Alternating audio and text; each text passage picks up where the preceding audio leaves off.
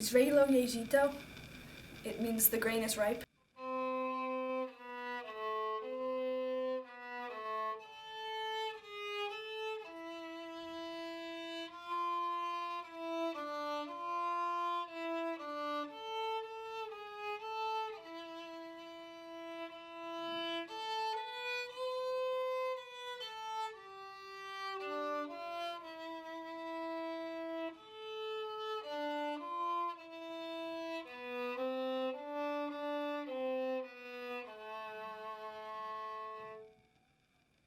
About how many hours do you think you spent on this project? Oh God. Over 50 probably. I spent a lot of time on it even though I did procrastinate because I really wanted to be able to present my country the way it should be presented. Because a lot of it is like a responsibility. Like when you tell these people about your country, they're gonna think of you whenever they hear that country's gonna get. And that's like one thing that I really wanted. I wanted people to see Cambodia the way I presented it. How many hours did you spend on World Fair, do you think? Conservatively, I'll say 30 hours. I did a lot of work on this project, but it was a good time. I learned a lot about my country, so it was good.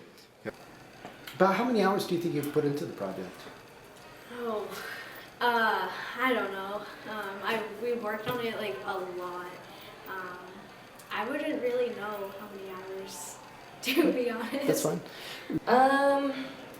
Definitely a lot of hours. I think it's kind of hard to count because a lot of it was like research, and then like I wanted to expand more so I could answer any questions that anyone had to ask me. I for sure didn't want to not know the answer to anything. So probably like 20 hours, I would say. We did a lot of like extra work that we didn't really need to do, but we stayed on top of it. About the country, I was devastated. I wanted like India or some really cool, beautiful country, but then I ended up getting Tanzania as another choice, and I took Cambodia. But my thoughts over the time progressed because like I started learning more and more about it, and it really is a country full of beauty, and I think that's true with every country.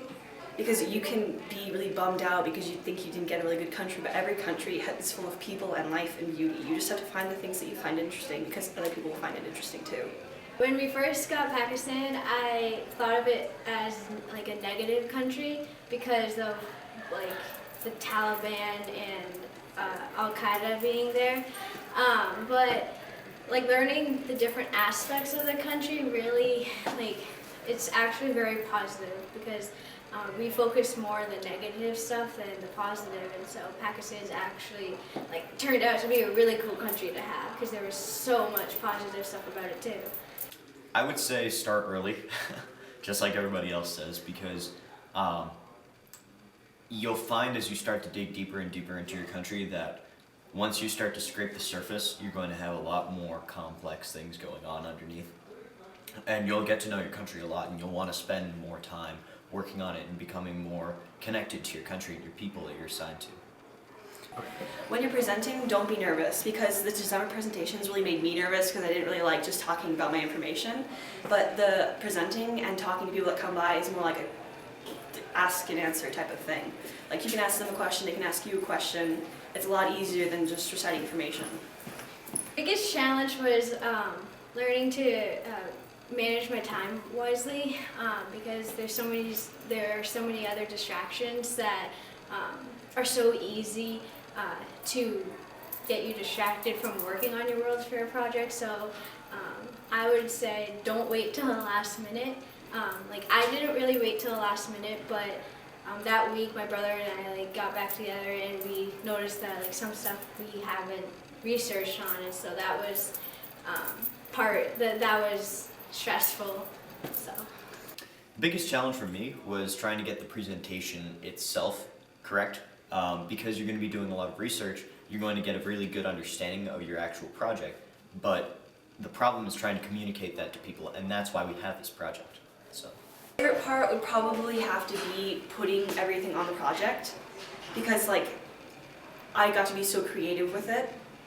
But then also one of my favorite parts was presenting and forcing people to listen to me talk because I really liked that. Like once I got comfortable with the information and people started talking to me more and more, if people just made eye contact with me, they were done. They were just dragged into me presenting my project to them because I just ended up having a lot of fun with it.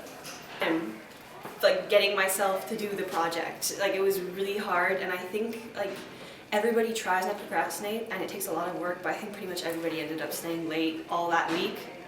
But for me, I did stay up until like the early morning hours all that week. I think it was worth it because I really like how my project came out and all the work I put into it.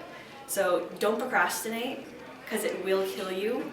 And if you are going to procrastinate, then sleep a ton the week before because you're not going to be sleeping that week.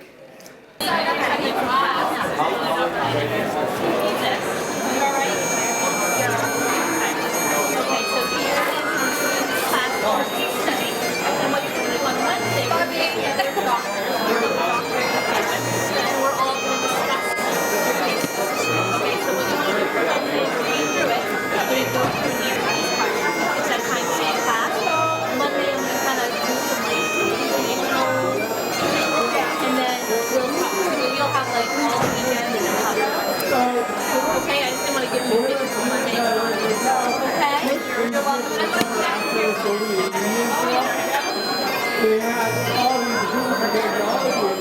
It was really cool to learn. And then what was kind of upset was during that time, during like the 70s, women were forced to have every time like workers like Connie started. Yeah.